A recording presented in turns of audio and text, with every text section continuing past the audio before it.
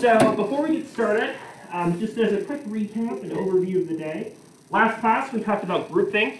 So we spent a lot of time looking at the case study of Bay of Pigs as an example of groupthink. Remember, groupthink is this communication breakdown where even if you have a group of foreign policy experts in the room, you do not have a good solution to a problem because dissenting opinions and views are unwilling to speak up, right? Conflict is a way that we can make sure all the views and perspectives are heard in case we miss anything, right? There were clearly some blind spots and problems that came up in that process. We also talked a little bit about listening and conflict management skills. We'll get more into that later, especially as we talk a little bit more about the study circle assignment for this class. Just know that you'll be in a situation where we'll be able to apply and use those skills. We've already started a conversation today about some of the ways to use effective writing. We'll be talking about both what makes good writing, some of the ways to understand not so good writing, and how this can apply and help you for the course. So what I'd like to do now is hear from the different groups in terms of the major themes or practices of good writing that emerge in that group. So why don't we start up here through this cluster. Is this whole set of this massive group cool? What did you all chat about? So we mainly just picked out key points, and so we talked about sentence structure, organization, grammar, flow for an essay, citing your sources, making it fun to read, having your essay peer reviewed, and doing corrective revisions throughout your essay, and then turning it in on time.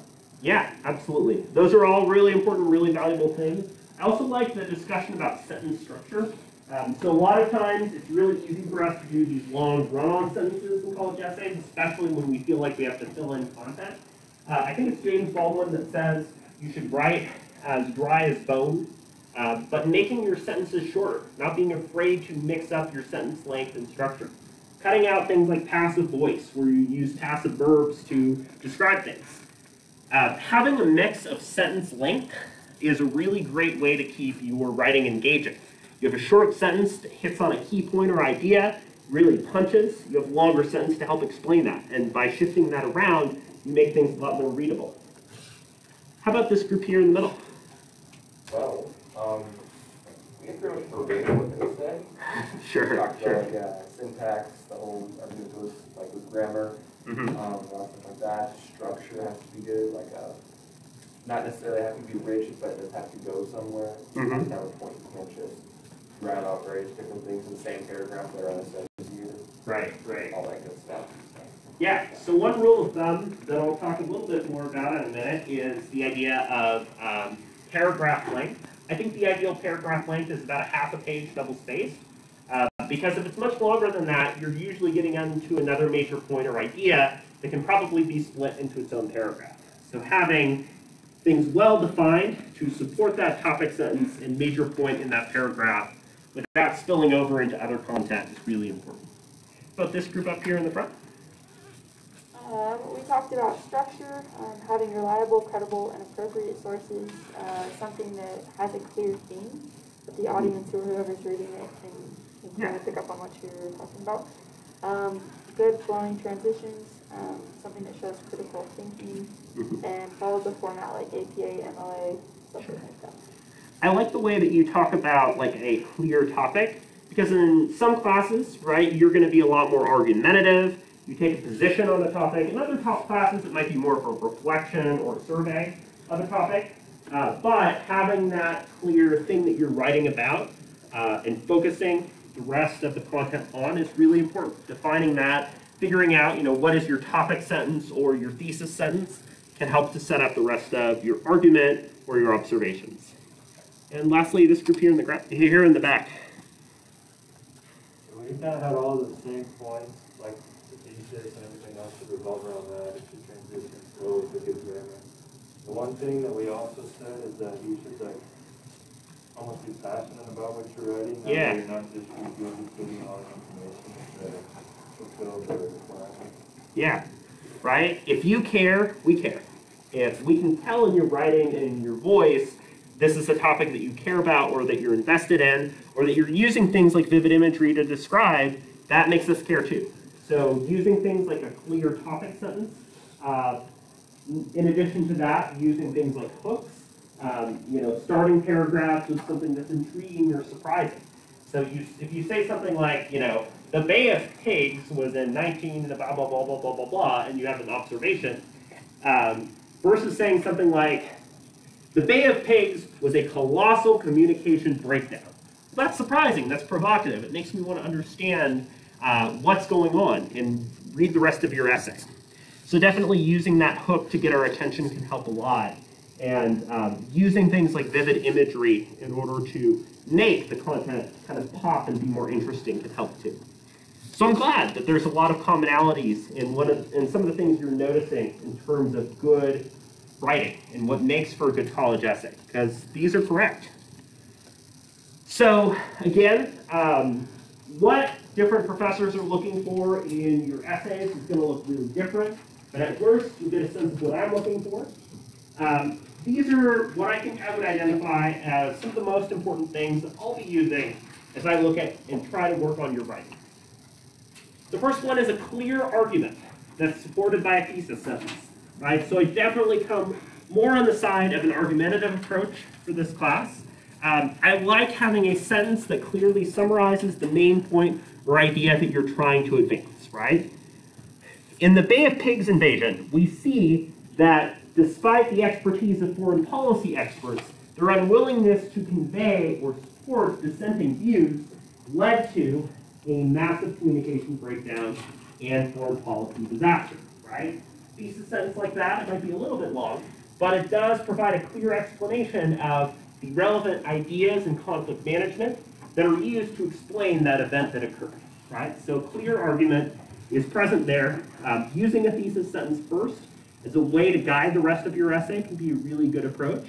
You can also be a little bit more inductive, right? You can have an emergent idea or thesis sentence that comes as you're starting to analyze or look at your case study. So you can do that too. By the way, by case study, again, I'm looking at, I'm asking you to look for this class at an example of some major conflict or conflict management scenario that's happened in the world, and to use the concepts from the course to help make sense of that. So the next thing, right, is your own voice. So I like the way it was brought up here, that you're keeping it engaged and interesting. One of, I think, the biggest issues that I noticed with a lot of college essays, right, is they do this thing where your voice gets kind of lost or put off to the side, and you're putting the voice of the source up here, right? You're kind of hiding behind the voice. One of the easiest ways this happens is when a paragraph starts by quoting a source. Instead of that, I encourage you to do what I like to call the sandwich method, where you start out by setting up a potential source or quotation. So you say, for instance, that, next up, we'll look at some of the work by Mearsheimer on international relations. According to Mearsheimer, and then there's a quotation, this shows us that public relations and foreign policy are implicated by groupthink, right? So you set up the source, we understand why the quotation exists, you provide the quotation, and then you utilize the quotation to help to advance your argument, right? Don't just include a quotation without explaining it, or without explaining the whole thing, because then I don't know why it's there. The quotation does not speak for itself. And don't start with the quotation, because your voice is going to be lost in the process. Organized writing is something that a lot of people brought up. I'm a big fan of using the style where you have an introductory paragraph, typically one that begins with a hook or a way of getting our attention, that ties to the topic, maybe like 2/3 or 3/4 of the way through the paragraph. You have a thesis sentence that summarizes your key argument. And then I like to have a preview. So preview is going over what your major body paragraphs and points are going to be about. So you might say, in order to understand the foreign policy failure of Bay of Pigs, we'll first look at its inability to generate dissenting views, and second, look at how dissenting views were not expressed or did not feel like they could be expressed freely. That way you're dividing it up, right, into two major topics. First, about how there weren't dissenting views, they weren't treated well. Second, how people were unwilling to share views that others might disagree with. So you've divided it up into points that support that overarching thesis. Clean conventions, right? Getting rid of typos, grammatical errors. As we know, right, Google Docs or Microsoft Word is not going to catch every single typo or grammatical error that comes up. It always pays to just look through that on your own. Spell check alone is not going to help you, right? Avoiding some of the other types of formatting errors that oftentimes happen, where you indent something twice, there's quotations or brackets missing. Another thing that I notice a lot is through the use of citation makers or citation routines. So I actually think that using a citation maker can be totally fine, right? Like online resources where you can punch in like a URL or a source and it can help you to fill in the gaps. But I recommend it with a couple caveats. The first one is that oftentimes the online citation that you get is going to have a weird underline, or it's going to be in a different font or font color or something like that. One easy way to resolve that is to copy it and then paste it into your document without formatting, which will allow it to keep the original format that you've used. I should also mention that I know a lot of you might be using Google Docs as a way to complete assignments like this one. That's totally fine. Google Docs can be really accessible and a great resource. The thing that I ask you to do for this class is do not send a Google Docs link as an assignment. Reason for that is that Google Docs link can be changed, you can edit, you can modify, it can be deleted, and I don't want your work to get deleted, right? The best way you can send me something through Google Docs is by downloading. Go under File, Download, and then send me the docx or doc that comes out of that. That way I have a stable version that's unchanging that I can just use for feedback.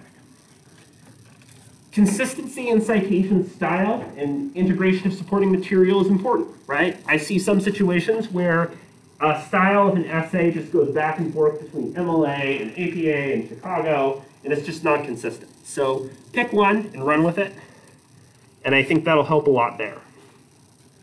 I want to show you, I recently posted before class an announcement that's designed to help you with accessing some of these differences in citation style. And again, I know that this might be review for you, but I also think that a lot of times you don't necessarily get good citation style down.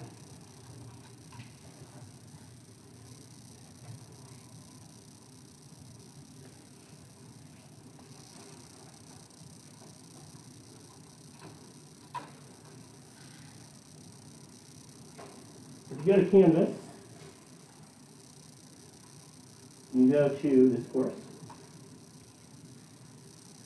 Recently posted the announcement for citation styles. So the University of Pittsburgh has a really great database for following different citation styles. So for instance, APA, there's both examples of in-text citations and the bibliography. They have the same for MLA in Chicago here. So when it comes to APA, right, a lot of things like communication use that. I will tell you, and again, you don't have to use any one of the three that you don't want to use. But APA is the one I'm the most commonly using. It's used in things like psychology, communication, and so on. So oftentimes you will include the last name, the author, the year, and then oftentimes you'll typically include a page number if you're directly quoting, right? So Spotsky, 2017. And then in the works cited or reference list, right, it is last name, first and middle initial, year, title, book or article, publisher. MLA, right, this is where there's a lot of kind of overlap or questions. So MLA is fairly similar in its usage, but you generally are going to use last name, no comma, and then page number. And typically you'll see the year posted later. Then works cited, you'll see last name, first name, title, publisher, year. And again, there are some variations depending on the source type, and you can access those through that database as well as the Purdue OWL. Chicago style is the style that uses either footnotes or endnotes. So you'll notice at the bottom of pages or at the bottom of a document, there'll be a line, and then there'll be the kind of 1, source, 2, 3, etc. So under Chicago, right, you'll use those endnotes or footnotes as a way of including them in the material later. It generally avoids having those full in-text citations So there's a couple random formats where you can use Chicago with those fuller in-text citations. So maybe at the end of the sentence, you've got the one up here, and then you have this full citation up here. So again, my advice is pick the one that you're the most competent in, or try a new one, or try one that you know will be used more commonly with your major or your program. And just make sure to stick to that style. Let me know if you have any questions with or issues with properly using that style in the essay itself. So, how many of you have had to procrastinate on a paper? Right? Just about all of you. I've been there too. As an undergrad, I was really bad. I do things like stay up until 4 a.m. with like 4 empty cans of Monster Energy drinks on my bed. I got so bad that I transitioned from night before to morning of, and was like printing out things right before classes started, so I understand. And I know that procrastination can be a really hard habit to break. What I will say is that each thing that you do, even if it's just brainstorming, will make your future self thank you, right? At the very least, if you procrastinate on writing until the night before, or very close to when an assignment is due, and you've done some brainstorming, it's a lot easier to go into that stage knowing a topic or an idea that you're going to write about, and then you just need to do the writing, right? There's a lot of ways to do that brainstorming process. One of the ways is to read the prompt, right? So again, if you look on the front page of Canvas under the assignment list, you can also find it on the syllabus. I have that prompt there for the case studies and examining case studies. Later on in the class, we'll also be doing an activity where I ask you to bring in some tentative ideas. We'll be workshopping those together. Reading the prompt helps to know the parameters ahead of time. I'll also be posting a rubric and guidelines for the assignment as we get closer to, which essentially provides you with a checklist of how you'll be able to complete that effectively. Another thing that I really recommend is looking through your notes and trying to find what really stands out to you. Right? So maybe there's a week or chapter or an idea that you find is really interesting and that you really would like to focus on for your essay. So maybe you want to look at a major foreign policy disagreement between the United States and China. And you're looking at, as we get into for Wednesday's class, chapter 2, which gets into the ways that different cultures use different conflict management styles, right? Western conflict management styles tend to be a lot more individualized and focused on competition and individual success. Eastern conflict management styles tend to focus more on harmony and agreement between populations. Maybe that's a really interesting idea for you that helps you to frame and understand this disagreement better. So that can be one way that you can brainstorm, is to look through your notes and figure out just what stood out to you as especially interesting or relevant to your life. So those things can all help throughout the brainstorming process. Again, it's a lot easier to come up with an idea for a topic when you've given yourself some time to really let that ruminate, rather than waiting until the last minute and forcing your brain to come up with an idea. I'm also happy to look at your ideas and suggestions. In my interpersonal communication class this afternoon, I had a student who wanted to write an essay that was analyzing the relationship between the characters Phineas and Ferb on the Disney show. And I thought that was awesome and super relevant to the class, and I loved hearing that idea. So I'm always happy to hear your ideas. Outlining, right, is the next thing that you can do to make life easier for your future self if you're procrastinating. So when you're outlining, one way to start is with your thesis sentence. What is the central argument, point, or idea that you're trying to make? Secondarily, right, what are the body points? The 2 to 3 distinct ways that you'll be supporting and proving that thesis. One thing that's really important when it comes to body points is good substructure, right? So your body points need to be secondary to and supportive of that main argument. So you say, Bay of Pigs, major foreign policy breakdown, blah, blah, blah. Maybe you're looking at both its inability to integrate dissenting opinions and its inability to take dissenting opinions seriously. And those are two separate arguments that support this broader argument up here. You can also think about your conclusion, right? What point do you want to end on? How are you going to restate your key ideas and thoughts? Maybe you have a really fun final sentence that you know you want to use, right? When it comes to outlining, I think a preview is great tell me what you're going to tell me, right? Tell me your body points. Then tell me, use your body points. Then at the conclusion, tell me what you told me, right? Summarize and sum up the key points that you've made. Tell me what you're going to tell me what you told me. And again, it's okay for your thesis and body points to change over time. Maybe you get into your analysis and exploration and you realize, wow, I feel really differently about this. That's okay. Just make sure that you're changing everything else in the essay given this developing argument. So when it comes to writing, usually after about an hour or so, give or take, we reach a point where our writing quality really deteriorates. And that's normal. It takes a lot of mental power and space to focus on writing effectively, and that's okay, right? And I think pacing yourself is a really good way where maybe, if you have a week where every day or two, you write a paragraph or two, and it comes out and your writing quality is much better. The outline is going to be your friend too. You use the outline, you literally get to copy-paste some of the sentences that you used as topic sentences. And it's a lot easier to fill in the rest of the paragraph knowing the topic that you're aiming to address, and knowing, again, as you all identified, good sequencing and steps going forward. Making sure that you're explaining and integrating your relevant sources is really important. You don't want to have a situation where you have a large block quote, but you reference little to none of the block quote. My advice is if you have a larger quote, and you only need to use a bit of it, just quote that smaller bit, right? Just take out the sentence or two that you really need. And again, as I mentioned before, about a half a page double space is a really good length for your paragraphs. Too long, and it gets into other topics. Too short, and you get really choppy paragraph structures that don't really connect to each other.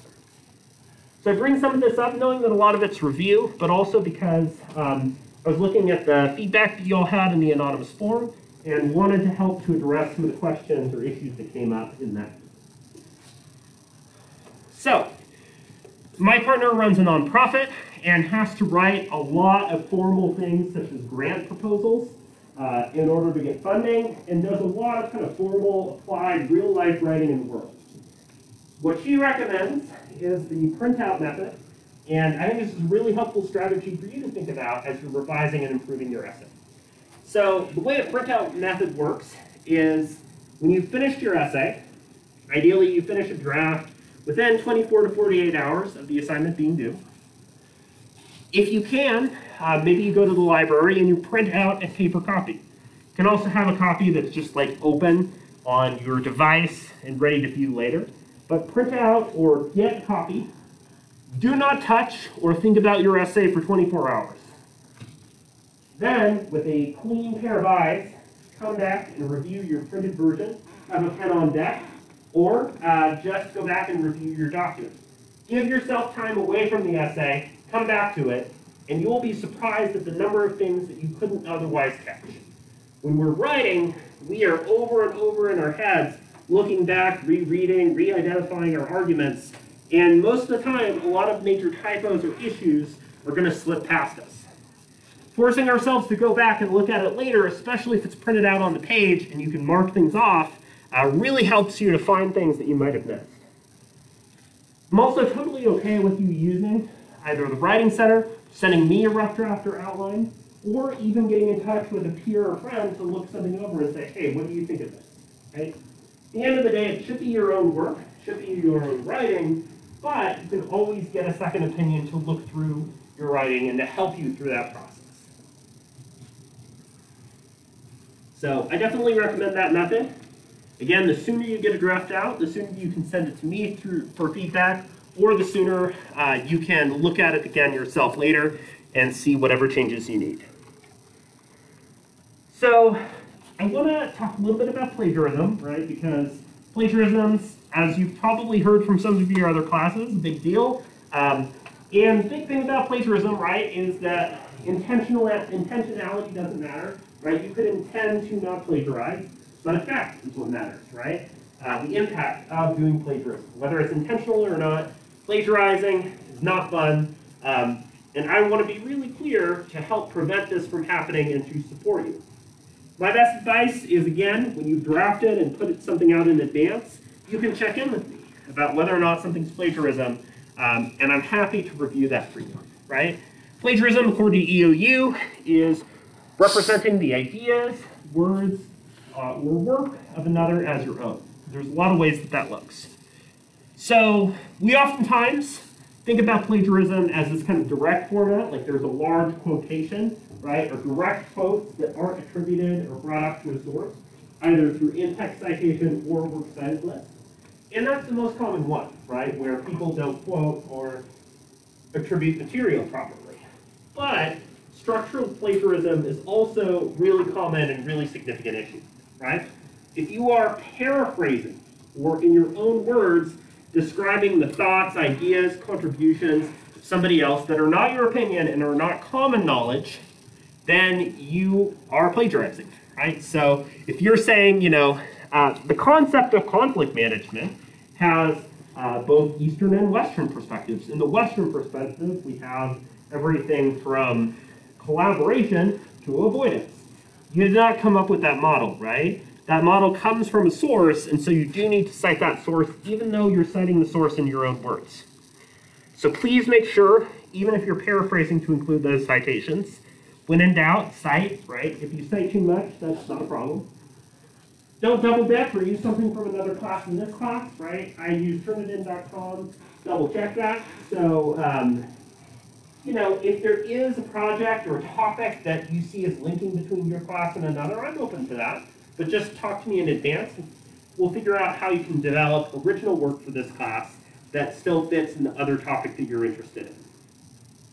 If you don't include a works cited list, or you procrastinate on a works cited, and you just have a URL, don't do that. That's not a full source and full source citation, right? I would much rather have a late essay than a plagiarized essay. Remember that the assignment policy is minus 5% from your overall grade for each day as an assignment is due. You wrote a stellar essay, say like a 98, right? Give yourself an extra day to revise, and you still get a 93. That's still pretty good. And that's much better than risking a 0, right? Don't have somebody else write an essay for you or steal the work of somebody else. Again, things like Turnitin.com can track and trace those things, so please just don't do that.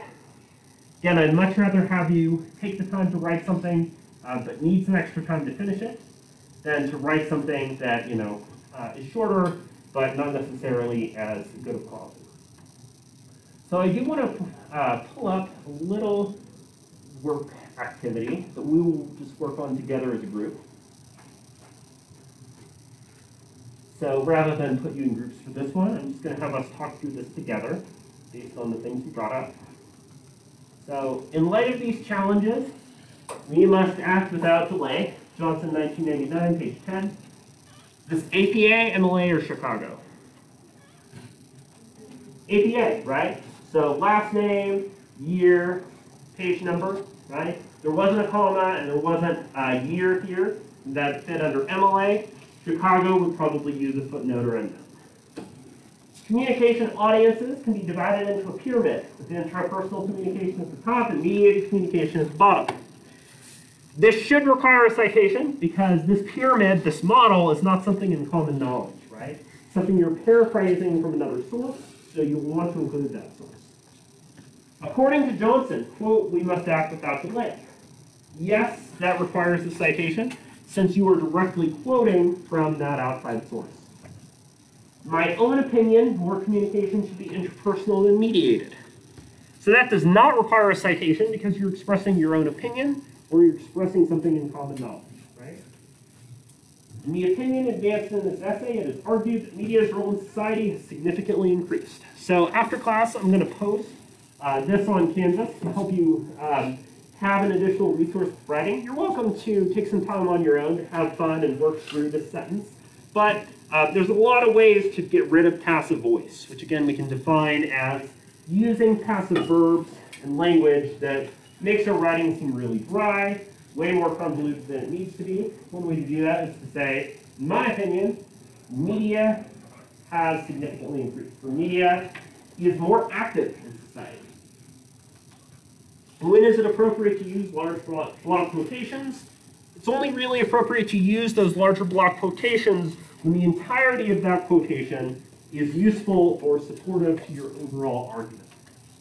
What makes a complete citation is going to change a little bit depending on APA, LA, or Chicago, but it typically will include things such as the author name, the publication, the date. If it's an online source, right, you'll usually have something like a URL. A lot of academic publications have what's known as a DOI, which is basically a link that lets you easily access that publication too. So again, I know a lot of this is review, but I think it's a helpful set of things for us to talk about.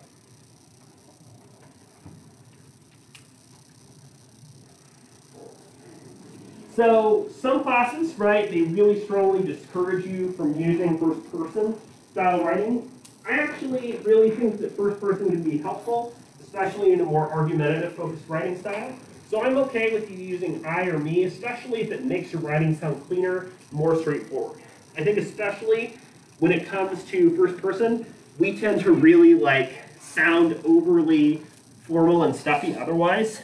In this essay, it will be advanced that blah, blah, blah, blah, blah. So you don't need to do that. You can say, I argue that X, Y, Z, right?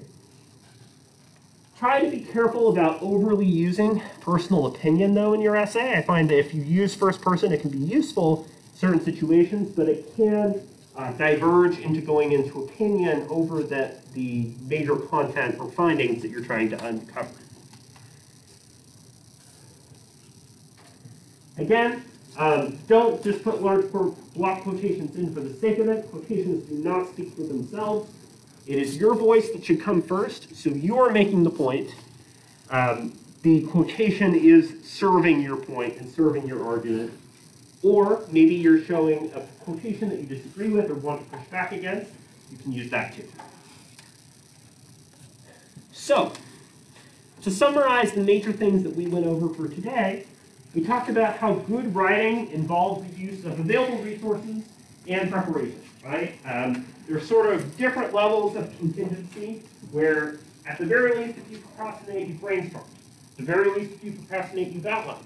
At the very least, if you procrastinate, you have a rough draft. So, really prioritize those things to help you out in terms of preparing. And again, I know that we don't have our first major writing assignment until November, but I also know that a lot of folks have writing assignments coming up or are already starting to think ahead or prepare about writing for this class. So I wanted to give you some of these resources and points of discussion early. Remember to cite your sources properly. Think about this just at a strategic level, right? It is more strategic for you putting your citations first, since you know that if you don't cite your sources, that's as fast as zero, right? So you know you're going to get at least some credit with an incomplete essay that cites sources. So start there. Sources are not a good place to start on procrastinating. And again, avoiding things like plagiarism, intentional or not, is important. If you're worried about plagiarizing, you're not sure if you're plagiarizing, that's okay. Just check in with me and I'm happy to help with you. The Writing Center is also a really great resource to help with that. So for Wednesday's class, I'm going to ask that you read the second chapter of Jamp. Hopefully you've secured a copy of your textbook for Wednesday's class. But if you don't have access to a textbook copy, send me an email as soon as possible so we can help you get that. Again, you can rent the Amazon ebook, or you can purchase a copy from the bookstore or on Amazon. Wednesday's class is going to get into the role of both power that shapes conflict and shapes the imbalances that we oftentimes see in engaging in conflict, and also the role of cultures and the ways that different cultures might engage in different conflict management styles in different ways. So there's a lot of really interesting stuff to unpack here that can build on our discussion from last week too. So those are the main things that I wanted to go over for today. Again, I hope that you all are having a good second week here at EOU, and I appreciate all of your insights and feedback in that anonymous form. If you need any help with writing at any point in the quarter, please let me know. I'm happy to work with you. On your way out, make sure to turn in that individual prompt that I asked you to complete for today. Your attendance records are available on Canvas and should have everything from last week if you made class last week. Otherwise, I hope that you all have a great afternoon, and I'll see you again on Wednesday.